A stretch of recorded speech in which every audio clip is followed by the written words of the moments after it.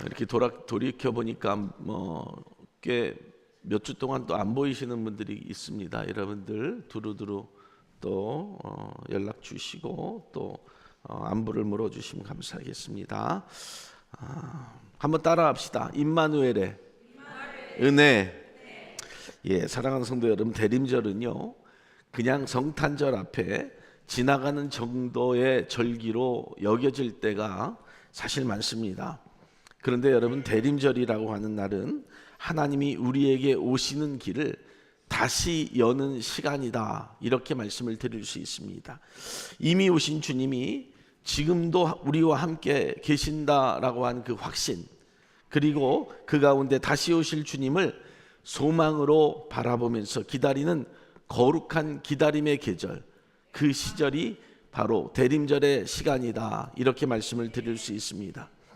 앞에도 촛불이 놓여져 있고 키워져 있지만 이 대림절의 촛불이 하나씩 켜질 때마다 여러분, 우리의 마음이 조금씩 밝아지고요, 또 믿음도 조금씩 깨어나고 영혼도 조금씩 주님을 향해 열릴 수 있는 자들이 되어야 합니다. 오늘 본문이 바로 그 기다림의 절정을 이야기해 주고 있고, 또 어떤 사람의 신앙을 통해서 그 신앙이 과연 어떻게 삶으로 이어져야 하는지에 대해서도 말씀하고 있습니다. 사랑하는 여러분, 겉으로 보면 그냥 한 여인의 임신 소식 때문에 한 남자가 혼란에 빠진 이야기처럼 성경이 말씀하고 있는 것처럼 그렇게 보이기도 하지만, 또 사람들의 눈에는 아이고 또 가십거리가 하나 생겼네, 이렇게 생각할 수도 있게 되지만, 그런데 여러분, 이 사건은요 온 인류를 위한 하나님의 구원 계획이 가장 완전한 때에 가장 정확한 방법으로 실현되었던 역사적인 순간이었다, 이렇게 말씀을 드릴 수 있습니다. 사랑하는 여러분, 하나님은 세상의 권력자들을 통해서 오신 것이 아닙니다. 또 궁전이나 좋은 장소도 아니었습니다.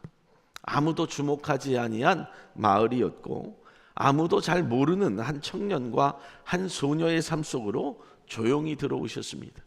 그리고 하나님은 지금도 그렇게 오시는 분이시다, 이렇게 말씀을 드릴 수 있습니다. 사랑하는 여러분, 이 고요한 대림절 주일 아침에 우리는 이 말씀 속에서 예수 그리스도의 이름의 은혜에 대해서, 또 임마누엘의 신앙에 대해서, 그리고 두려움을 이기는 은혜에 대해서 함께 묵상해 보면서 주님의 오심을 기다리는 우리 각 사람의 마음에 하나님이 그 은혜를 새롭게 비춰주시기를 주님의 이름으로 간절히 축원합니다. 첫째로, 예수 그리스도의 이름의 의미가 무엇인가 라고 하는 거예요. 즉 우리를 죄에서 구원하신 분이시다라고 하는 거죠. 우리 사랑하는 지트리 가족 여러분, 오늘 본문에서 천사가 요셉에게 전한 첫 번째 메시지가 무엇이었어요? 현실을 잘 판단해라. 너가 정원한 약혼자가 아기를 가졌으니 잘 판단해서 행동하라 라고 하지 않으셨어요. 사람들의 말이 앞으로 계속 될 텐데 사람들의 말에 신경 쓰지 말아라 라고 한 것도 아니었다라고 하는 거예요. 천사가 처음으로 던진 메시지는요, 이름에 관한 것이었다라고 이렇게 성경이 말씀을 하고 있어요. 무엇이라고 이야기합니까? 아들을 낳으리니 이름을 예수라 하라. 이는 그가 자기 백성을 그들의 죄에서 구원할 자심이니라 하시니라 라고 이렇게 마태복음 1장 21절에 말씀하고 있다는 거죠. 분명히 이 요셉이 놀랬을 거예요. 이 요셉이 두려웠을 것입니다. 그래서 그 상황에 대해서 설명한 것이 아니라 오히려 예수의 이름을 무엇이라 하라 라고 이렇게 장명을 해주고 계셨다라고 하는 거예요. 성경에서 이름은요 그냥 부르는 호칭이 절대로 아닙니다. 이스라엘 백성들의 사람의 그 이름에는요 사명이 담겨져 있고요, 그들에게 그 정체성이 담겨져 있고, 그리고 하나님의 약속이 담겨져 있는 것이 이스라엘 백성들의 그 이름이었다라고 하는 거죠. 그러니까 예수라고 하는 이름은요 이분이 왜 오셨는지에 대해서 설명을 하고 있고, 무엇을 위해서 오셨는지 그 목적을 하나님이 직접 천사를 통해서 선포하고 있는 것을 듣게 되었다라고 하는 거예요. 사랑하는 여러분, 예수라고 하는 이름은 여호와는 구원이시다 입니다. 또 하나님께서 구원하신다라고 하는 뜻을 가지고 있어요. 그러니까 예수의 이름 안에는 이미 구원의 목적이 담겨져 있습니다. 또 사명이 들어있고요. 또 우리에게 주실 예수라고 하는 이름에 은혜가 담겨져 있음을 성경이 말씀하고 있는 거예요. 할렐루야. 사랑하는 여러분, 그렇기 때문에 예수를 믿는 저와 여러분들이 이 예수의 이름을 얼마나 소중하게 생각해야 되는지에 대해서 오늘 성경이 말씀해 주고 있어요. 첫째로 예수는 죄에서 구원하시는 분이시다라고 했죠. 천사는 그의 백성을 죄에서 구원할 것이라고 이렇게 선포를 하고 있어요. 그런데 여기서 정말 중요한 포인트가 한 가지가 있습니다. 주님이 우리의 문제를 환경에서 고난에서 먼저 구원한다라고 하지 아니하시고 먼저 죄에서 구원하신다고 그렇게 말씀을 하고 있다는 거예요. 분명히 우리의 상황과 문제들이 수없이 많았음에도 불구하고 하나님이 그 문제에 대해서 말씀하지 아니하시고 먼저 죄에서 구원해 주시겠다. 이유는 단 한 가지예요. 여러분, 죄가 해결되지 아니하면 그 어떤 문제도 근본적으로 해결이 될 수 없기 때문이다라고 하는 거예요. 많은 사람들이 가지고 있음에도 불구하고 그 사람들이 삶에 실패하는 이유가 무엇일까요? 죄에서 구원받지 못했기 때문이라고 하는 거예요. 없이 살아도 가지지 못해도 저와 여러분들이 세상에서 자유로울 수 있는 것 중에 가장 으뜸은 바로 죄에서 구원받은 하나님의 백성이 되었기 때문이다. 할렐루야. 그래서 주님은 로마서 6장 14절에도 죄의 권세에서 우리를 구원하셨다라고 이렇게 말씀을 하고 있어요.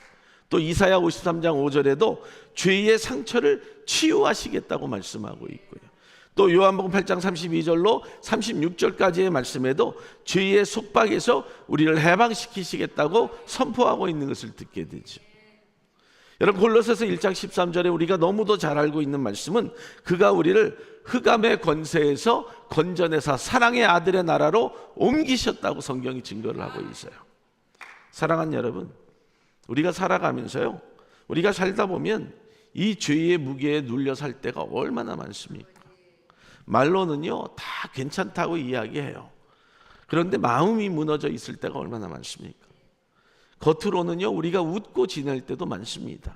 그런데 속에서는요 때로는 죄책감, 수치심에 사람이 꽉 눌려 살 때도 있어요. 우리를 세상으로 한 발짝도 나가지 못하도록 우리를 올감할 때도 있다라고 하는 거죠. 그런데 오늘 예수님이 말씀하세요. 네가 스스로 못 나오는 그 순간 그 자리에서 내가 너를 건져내겠다. 할렐루야.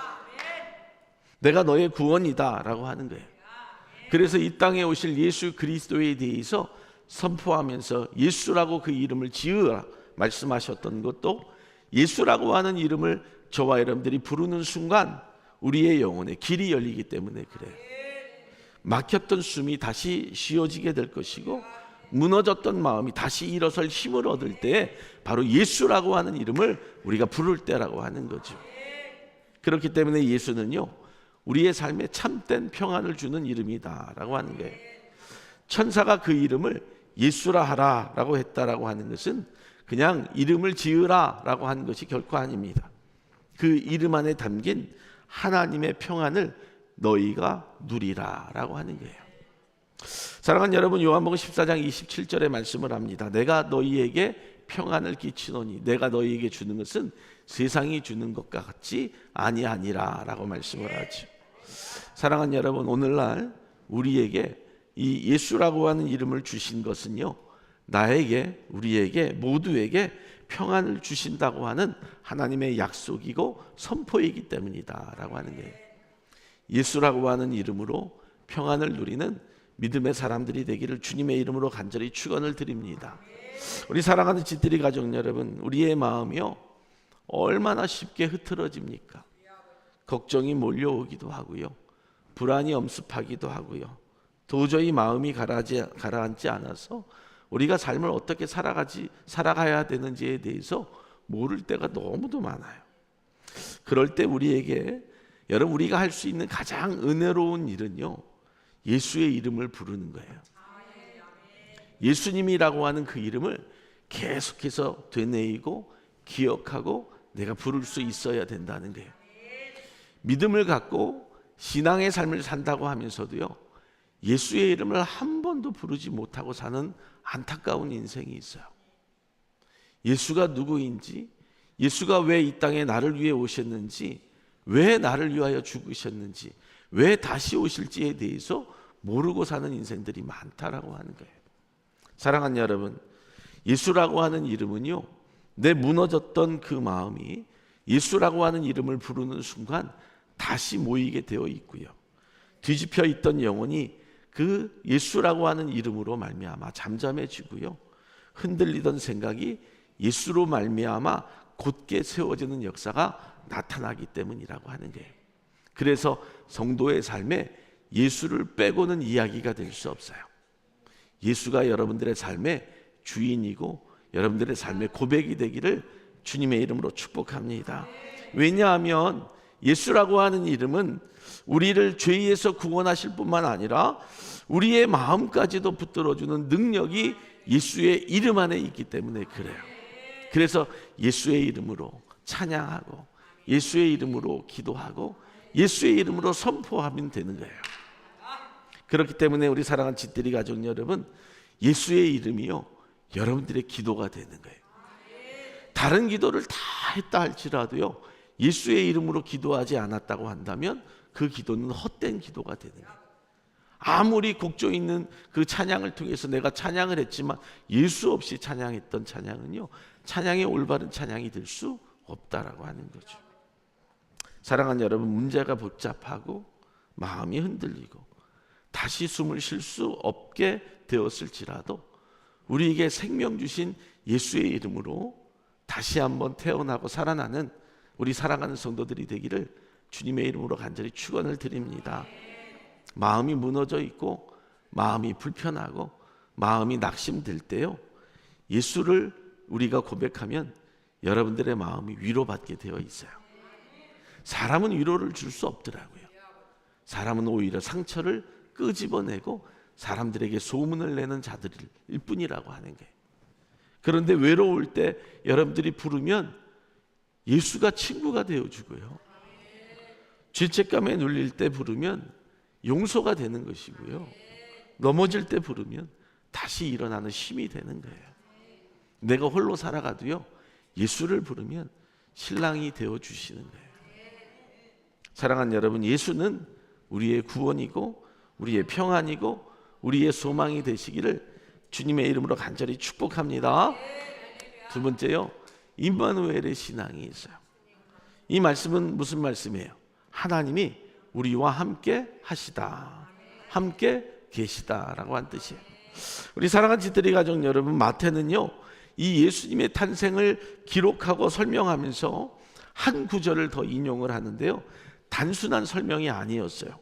하나님의 구원의 역사가 어떻게 완성이 되었는지를 잘 설명해 주고 있다고 하는 거예요.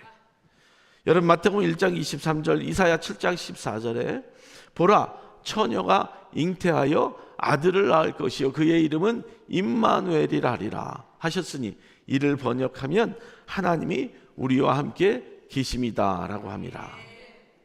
사랑하는 여러분, 여기서 우리는 예수 그리스도의 또 다른 이름을 하나 발견하게 됐는데 그 이름이 바로 임마누엘이에요.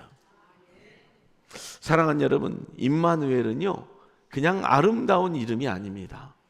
부르기에 뭔가 감동이 있는 그런 이름으로 끝나는 것이 아니라 성경 전체를 관통하는 가장 강력한 진리의 이름이고 말씀이다라고 하는 거죠.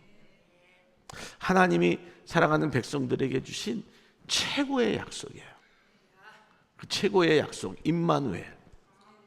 사랑하는 여러분, 그리고 그 임마누엘은요, 그냥 생각으로 끝나고 여러분 그냥 개념으로 끝나는 것이 아니라 역사적 사건이었고 사실이었다라고 하는 거예요.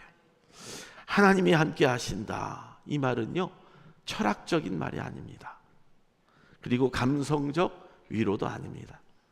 성경은 이 약속이 성경 안에서 실제적으로 또 성도들 안에서 실제적으로 어떻게 이 사실들이 이루어졌는지를 성경이 반드시 증거하고 있다라고 하는 거예요. 창세기 26장 3절의 말씀에는요, 아브라함에게 말씀하세요. 내가 너와 함께 하리라. 또 출애굽기 3장 12절에는 모세에게 말씀하시잖아요. 내가 반드시 너와 함께 있으리라 라고 말씀을 해요. 여호수아에겐 더 말씀을 하죠. 두려워하지 말아라. 네, 하나님 여호와가 너와 함께 하시니라. 사랑하는 여러분, 하나님의 백성들이요, 왜 하나님의 은혜로 말미암아 사는지 아세요? 하나님의 백성이 왜 위대한지 아세요? 여러분, 내가 위대해서가 아니라 하나님이 함께 하시기 때문에 내가 위대해지는 거예요. 그리고 그 백성이 강해진다라고 하는 거죠.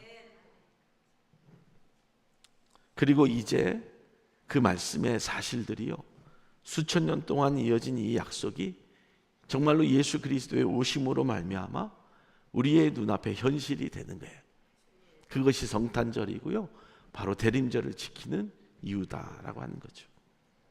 요한일서 1장 1절에는 분명히 말씀을 합니다. 태초부터 계신 생명에 관한 말씀은 우리가 들은 바요 눈으로 본 바요 자세히 보고 손으로 만진 바라. 사랑하는 여러분, 이 임마누엘은요, 정보가 아니에요. 역사 속에서 실제로 나타난 하나님의 발걸음이었음을 성경이 증거하고 있어요. 그래서 우리가 듣고 보고 만진 바 되는 놀라운 축복이 된다라고 하는 거죠. 또한 임마누엘은 상황을 바꿔주시는 하나님의 거룩한 은혜라고 하는 거예요. 사랑하는 여러분, 하나님이 함께 하신다는 것은요, 우리의 삶에 문제를 없애주신다라고 하는 뜻이 아니에요. 우리는 문제가 없기를 바랍니다. 상황이 바뀌기를 바라죠.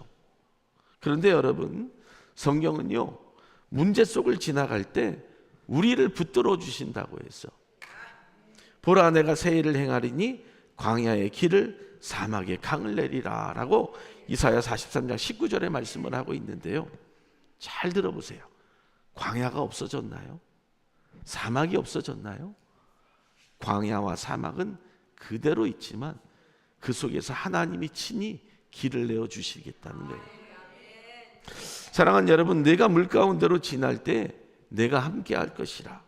강을 건널 때 물이 너를 침몰하지 못할 것이라고 이사야 43장 2절에도 말씀을 하고 있어요. 사랑하는 여러분, 물이 사라졌나요? 흉흉하던 그 파도가 사라졌나요? 물이 너를 삼키지 못하도록 주님이 너를 붙잡아 주실 것이라고 이야기했다라고 하는 거죠.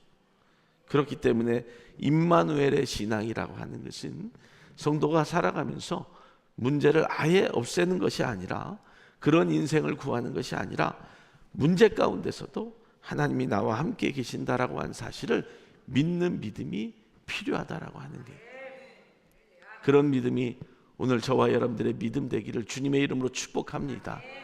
하나님이 살아계셔서 여러분들을 붙잡아 주신다는 사실을 믿으십니까? 믿으십니까? 예, 아멘으로 여러분들이 화답하기를 주님의 이름으로 축복해요.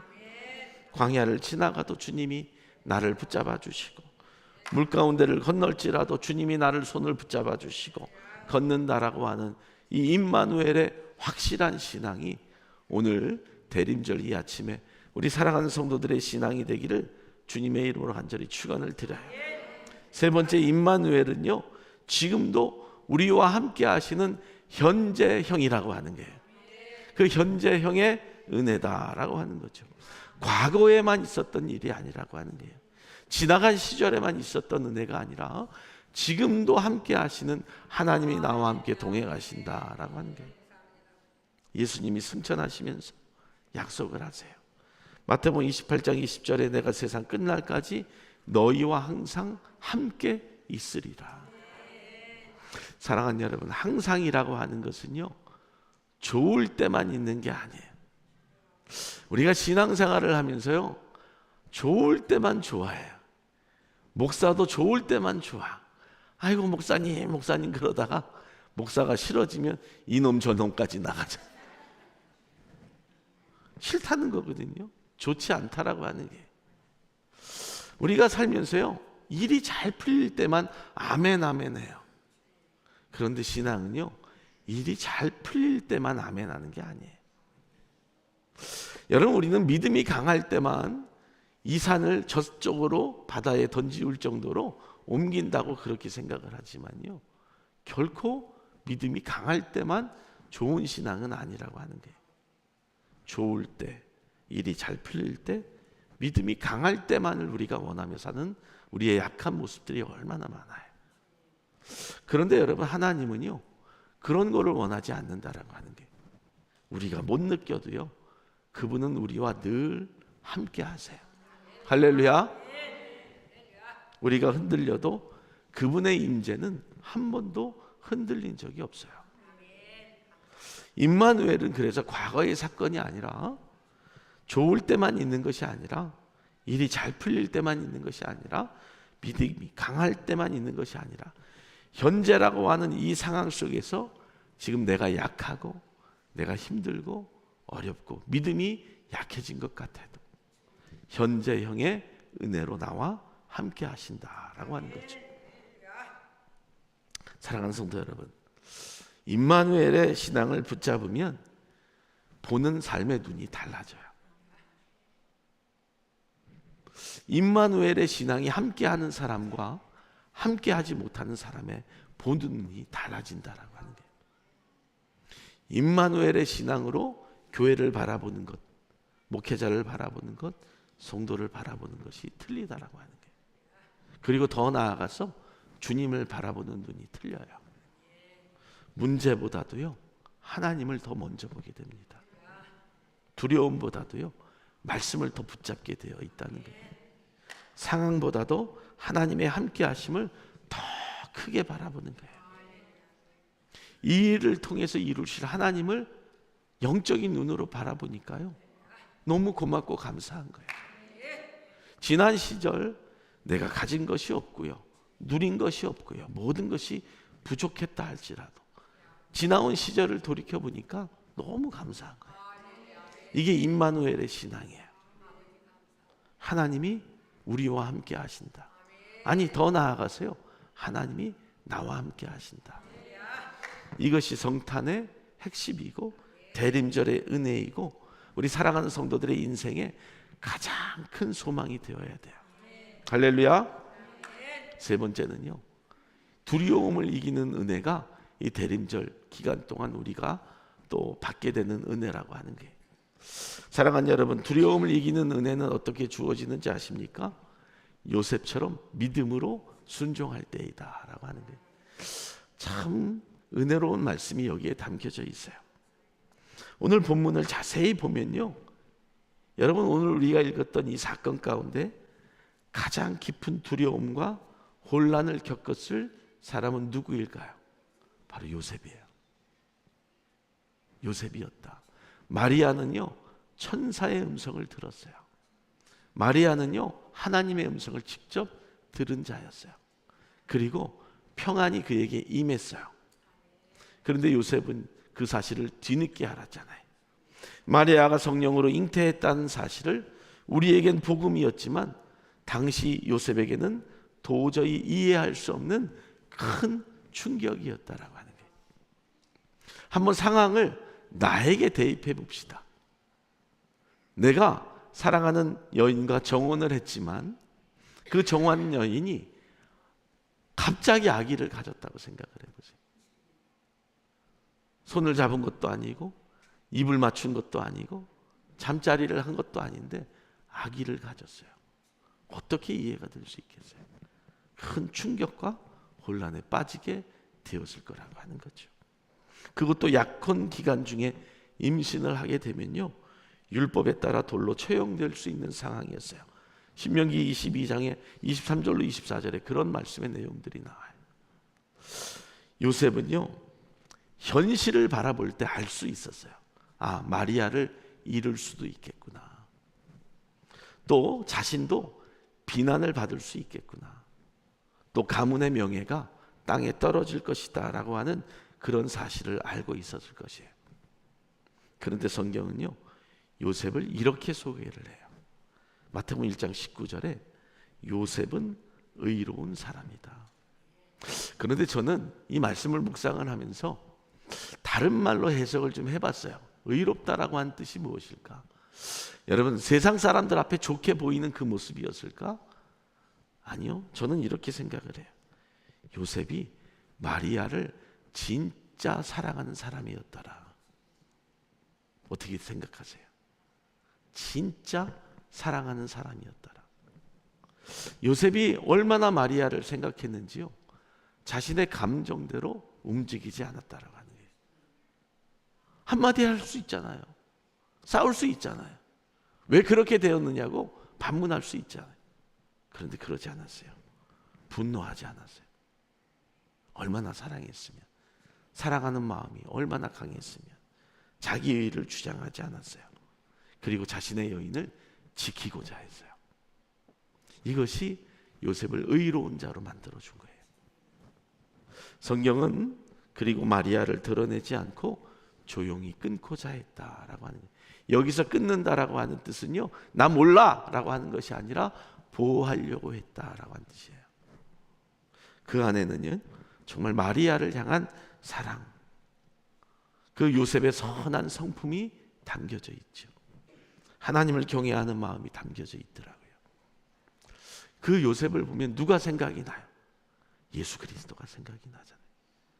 우리를 얼마나 사랑하시는지, 우리의 그 허다한 죄를 다 덮어주시고 그 죄를 모른다 하시고 저 깊은 바닷속에 던져버려 주시고 죽기까지 우리를 사랑하셨던 예수 그리스도의 사랑을 우리가 볼 수 있는 거거든요. 그래서 예수 그리스도가 정말 의롭다 하신 분이잖아요. 사랑하는 여러분, 바로 그때 하나님이 요셉에게 말씀하세요. 두려워하지 말라고. 바로 하나님이 예수 그리스도 앞에도 전해주신 말씀일 거예요. 다윗의 자손 요셉아, 두려워하지 말아라. 마태복음 1장 20절에 말씀을 하고 있어요. 그리고 요셉이 어디로부터 시작된 가문인지를 성경이 증거해 주고 있는 거예요. 사랑하는 성도 여러분, 신앙의 여정은요, 여기에서부터 출발하는 거예요. 하나님의 말씀 앞에 순종하는 것. 두려움을 이길 때 그 순종이 가능해진다라고 하는 것. 그리고 순종할 때 하나님의 역사가 드러났다라고 하는 거죠. 자, 보세요. 그렇게 순종할 때 하나님이요, 마리아에 대한 보호하심까지도 감당하세요. 성경에요, 그 누구도 마리아에 대해서 손가락질하거나 비난했던 내용이 하나도 나오지 않아요. 하나님이 모든 사람들의 입을 틀어막으신 거예요. 그 상황을 정리하셨다라고 하는 거죠. 사랑하는 여러분, 요셉이 두려움을 이긴 첫 번째 이유가 무엇일까요? 말씀을 들었기 때문이다 라고 하는 거예요. 말씀을 들었다. 천사는 분명하게 얘기해요. 마리아가 잉태한 것은 성령으로 된 것이라. 그 말씀을 들었어요. 요셉은 지금까지 보이는 상황만 판단을 했습니다. 경험으로는 설명이 안 될 수 있었어요. 그런데 하나님의 말씀이 그에게 들어오자 그 혼란이 싹 정리가 돼요. 성도에게 삶에 하나님의 말씀은 이런 능력이 있는 거예요. 하나님의 말씀을 듣고도 마음이 정리가 되지 아니하고 그 상황이 정리가 되지 아니하면 그 말씀을 들었다고 이야기할 수 없어요. 말씀은 언제나 어두움을 밝히게 되어 있거든요. 또 막힌 생각을 열게 되어 있고요. 혼란 속에서 질서를 주는 일이 생기게 되어 있어요. 제가 9월 달쯤에요, 달력을 8월 달쯤 되겠네요. 7, 8월쯤 되는데 달력을 만들면요, 내년도 표를 그 달력 안에 집어넣어야 돼요. 무엇을 내년도 표로 생각을 할까 하다가요, 갑자기 이런 생각이 들었어요. 품위 있는 성도, 질서 있는 교회. 성도가요, 좀 품위가 있어야 돼요. 좀 고상하게도 보이고요, 무식하게 보이면 안 돼요. 교회의 질서와 말씀에 대한 질서를 따라야 되겠다라고 생각을 했어요. 좋은 게 좋은 것처럼 흘러가는 교회가 되어서는 안 되겠다. 사랑하는 여러분, 말씀이 들어오면요, 혼란된 상황 속에서 질서가 이루어져야 돼요. 관계 속에서 질서가 잡혀야 돼요. 질서가 없으니까 싸우는 거예요. 질서가 없으니까요, 내 마음대로 하는 거예요. 질서가 없으니까 교회의 룰이나 법에 따르지 않게 되는 거예요. 주의 말씀을 열면 빛이 비추고 우둔한 사람도 깨닫게 하나이다. 시편 119편의 130절에 말씀하고 있잖아요. 말씀이 그 안에 있으면 우둔한 사람도 깨닫는 은혜가 주어지는데, 말씀이 들어왔는데도 깨닫지 못하면 나는 아직도 우둔한 자라고 하는 거예요. 사랑하는 성도 여러분, 또한 우리에게 어둠이 물려올 때가 있습니다. 가정의 문제, 건강의 문제, 관계의 문제, 앞날이 보이지 않을 때의 두려움은 더 커지게 되어 있거든요. 그럴 때 붙잡아야 될 거는요, 사람이 아니에요. 바로 말씀이에요. 할렐루야. 2025년도 우리가 지나오면서 말씀의 은혜를 얼마나 붙잡고 사셨어요? 여러분, 2026년도는요, 말씀을 들으면서 두려움에 약해질 때 강한 자가 되길 바랍니다. 말씀을 붙들 때 그 영혼이 다시 열리는 놀라운 축복이 새로운 한 해 시작되기를 주님의 이름으로 축원을 드립니다. 다음으로는 요셉이 두려움을 이긴 두 번째 이유가 있어요. 말씀을 들은 것만이 아니라 행했기 때문이다 라고 하는 거죠. 마태복음 1장 24절에 성경이 이렇게 기록을 해요. 요셉이 잠에서 깨어 주의 사자의 분부대로 행하였다. 사랑하는 여러분, 요셉이요, 사실 그 말씀을 들었다 한들 모든 것을 이해했다라고는 설명할 수 없어요. 한 번 들은 것 가지고 설명이 될 수 있을까요? 이해가 될 수 있을까요? 모든 궁금증이 풀린 것도 사실은 아니에요. 사람들에게 인정받은 것도 아닙니다. 그런데도요, 말씀대로 행해요. 성도에게 있어서 이 삶이 얼마나 중요한지를 말씀하고 있어요. 드려지는 말씀마다 순종의 행함이 있는 성도들이 꼭 되시기 바라요. 우리 교회 성도들은요, 말씀 앞에 순종의 놀라운 역사들이 꼭 나타나기를 주님의 이름으로 축복합니다. 순종은요, 이해될 때 하는 게 순종이 아니에요. 상황이 이해될 때 하는 게 결코 아니고, 길이 보일 때 시작하는 것이 아니에요. 길이 보이지 않아도, 앞길이 막막해도 그 말씀 앞에 엎드리는 거예요. 가능성이 확실할 때 하는 게 아니잖아요. 여러분들이 사업하시는 분들은요, 내가 이 사업을 하면 돈을 벌 수 있겠다라고 생각을 하지만 여러분, 하루하루 틀리죠. 그것이 확실하다라고 이렇게 말할 수 없어요. 사업은 망할 수도 있고요, 잘 될 수도 있어요. 내가 다니는 직장이요, 영원할 것 같지만 그렇지도 않아요. 사랑하는 여러분, 그런데 내가 일하고 내가 그 자리에서 최선을 다하는 이유가 뭐예요? 그렇게 믿기 때문이라고 하는 거죠. 하나님이 우리 성도들에게는 말씀하셨기 때문이라고 하는 거예요. 아브라함이 그랬어요. 하나님께서 아브라함에게 이야기하실 때 그 아브라함이 어떻게 나갔다고요? 믿음으로 아브라함은 이라고 이렇게 말을 해요. 어디로 가는지 알지 못하고 나아갔다고 히브리서 11장 8절에 이야기를 해요. 2026년도 어디로 갈지 알고 계십니까? 저도 몰라요. 우리 교회가 어떤 방향으로 어떻게 나아갈지 우리는 알 수 없어요. 그런데 하나님의 말씀으로 나아가는 거예요. 베드로가 그랬잖아요. 말씀에 의지하여 그물을 내리리이다. 누가? 내가. 사랑하는 여러분, 말씀에 의지하는 거예요. 다른 게 뭐가 있겠어요? 말씀에 의지하고 나아가는 교회, 말씀에 의지하여 사는 성도면 되지 않겠어요? 요셉은 순종은요, 가정을 살려요. 또 마리아를 지키고 메시아 탄생의 역사를 이어가는 순종이 되었음을 성경이 말씀하고 있어요. 또 세 번째, 요셉이 두려움을 이긴 세 번째 이유는 무엇이냐면 순종 속에 은혜가 흘러가기 때문이다. 그 흘러갈 수 있도록 만들어 주신 분은요, 바로 하나님이세요. 요셉의 순종은 단순한 결단이 아니었잖아요. 그 순종이 하나님의 역사가 흘러가는 통로가 될 수 있도록 내어드렸어요. 그랬더니 정말로 다윗의 혈통을 통해서, 다윗의 자손을 통해서 예수 그리스도가 탄생이 돼요. 요셉이 마리아를 아내로 맞아들이고 그 이름을 예수라 했을 때 예수님은 다윗의 집안에 합법적인 아들로 오신 거예요. 즉 요셉의 순종이 구약의 메시아 예언을 성취시킨 것이고 하나님의 구원 계획을 이어가게 하는 자리였다라고 하는 사실을 성경이 증거하고 있죠.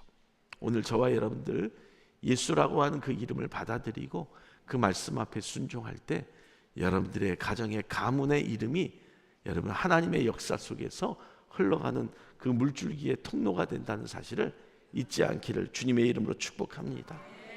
여러분들의 순종이 때로는 작아 보이는 것, 여러분 제가 우스갯소리로 지난주에 나오셨던 분들 또 이번 주에 나오셨던 분들 나오지 않아도 됩니다. 또 안 나오셨던 분들이 나오십시오라고 하는 말이요 별거 아닌 것 같죠. 그런데 그것도 작은 순종이에요. 그 속에 하나님의 은혜, 하나님의 사랑을 아는 자들이 교회 앞에 나올 수 있거든요. 그래서 순종은요 힘이 있어요. 순종은 여러분들의 삶에 기적을 낳고 순종은 인생을 변화시킨다라고 하는 거예요. 사랑하는 여러분, 결론으로 말씀을 드립니다. 대림절 세 번째 주일을 맞이하면서 우리는 오늘 세 가지의 은혜를 붙잡죠. 예수의 이름의 은혜, 즉 죄를 용서하시고 깨어진 마음을 회복하시고 새 삶을 우리 가운데 주시는 하나님. 또 임마누엘의 신앙이 있죠. 하나님이 지금 이 순간 내 가정에, 내 문제에, 내 마음 한복판에 함께 하신다라고 하는 그 거룩함의 믿음. 또 세 번째, 두려움을 이기는 순종의 은혜가 내 안에 있죠. 모든 이해를 넘어서 말씀대로 갈 때 열려지는 놀라운 축복이 있음을 믿는 그 은혜. 오늘 저와 여러분들 어느 때보다 이 은혜를 정말로 깊이 누리며 살 수 있는 복된 성도들이 되기를 주님의 이름으로 간절히 축원을 드리고요. 다음 주에는 기쁨과 감사와 은혜의 성탄절이 되기를 예수의 이름으로 축원합니다. 축원합니다. 우리 하나님께 영광의 박수 올립니다.